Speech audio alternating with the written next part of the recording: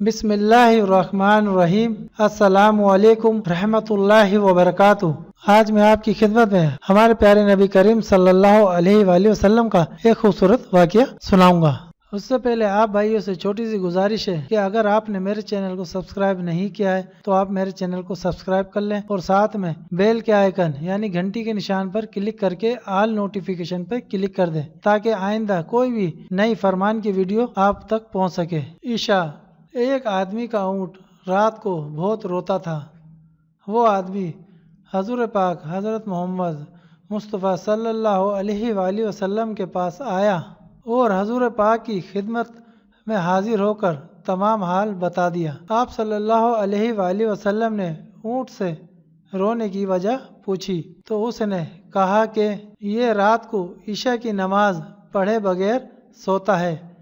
میں اس کے بستر کے نیچے جلنے والی آگ کو دیکھ کر روتا ہوں۔ تو ناظرین، اس واقعے سے ہمارے کو سبق ملتا ہے کہ ہمیں اپنی پانچوں ٹائم کی نماز کو ادا کرنا چاہیے۔ دنیا داری میں سے بھی ٹائم نکال کر ہمیں اپنی پانچوں ٹائم کی نماز کو پڑھنا چاہیے تاکہ ہم بھی ایسے عذاب سے بچ سکیں۔ قبر کے اندر بھی یہی سوال ہوگا ہمارے سے کہ نماز قائم کری یا نہیں کری، دنیا میں لگے رہے یا آخرت کی بھی کوئی فکر کری۔ تو اللہ تعالی ہم سب کو توفیق دے کہ ہم اپنی پانچوں ٹائم کی نماز پابندی سے باوقت ادا کریں اور دوسروں کو بھی تلقین کریں۔ السلام علیکم رحمۃ اللہ وبرکاتہ۔ ایک دفعہ سے پھر دہرا دیتا ہوں، آپ سن لیں۔ عشاء۔ ایک آدمی کا اونٹ رات کو بہت روتا تھا۔ وہ آدمی حضور پاک حضرت محمد مصطفیٰ صلی اللہ علیہ وآلہ وسلم کے پاس آیا اور حضور پاک کی خدمت میں حاضر ہو کر تمام حال بتا دیا۔ آپ صلی اللہ علیہ وآلہ وسلم نے اونٹ سے رونے کی وجہ پوچھی تو اس نے کہا کہ یہ رات کو عشاء کی نماز پڑھے بغیر سوتا ہے۔